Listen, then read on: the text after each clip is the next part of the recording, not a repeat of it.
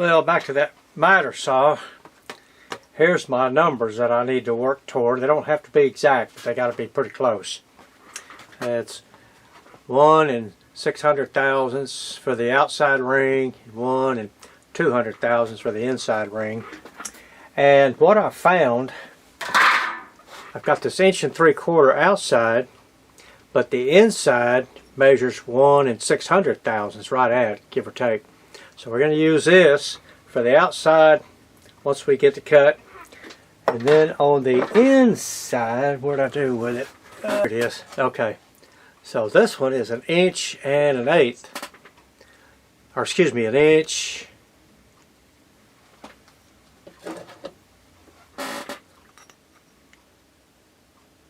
Yes, 1 1/8 inches. So this is going to work around the spindle, the part that holds the blade in there. So that's, you know, these are the two sides we need. We need the outside of this one and the inside of this one. This one's 1 3/4 inches. Okay, I'm getting a piece of sheet metal. That's pretty much the size I need. It's just a hair bit under, but it might be enough to steady that ball bearing up. But I got the sheet metal up against this stop. This is clamped down because you don't want this thing to ever get loose. It'll even, if you're not careful, it'll come loose and spin around off of your clamp, and that thing's just like a razor blade flying around. So you want to make sure you got everything well set before you even start something like this.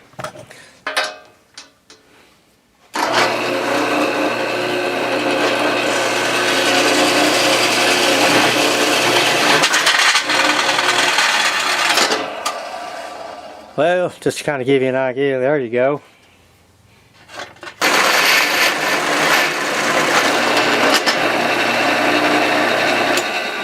Well, I saw this piece of metal move, so I got a feeling it's screwed up too. Yep.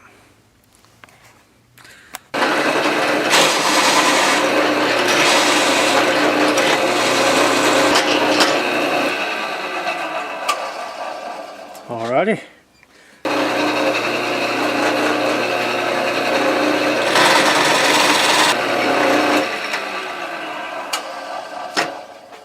Got our ring out that we need, that we think we need.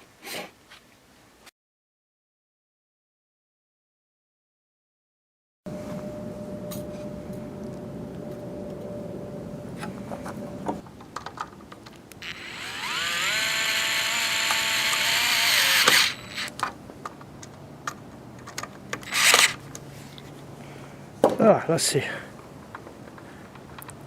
God, we still got a little bit of movement in there. So that means it's something else. Alright, let's see what we got. Nope. Still moving around, so it must be the bearing itself that is.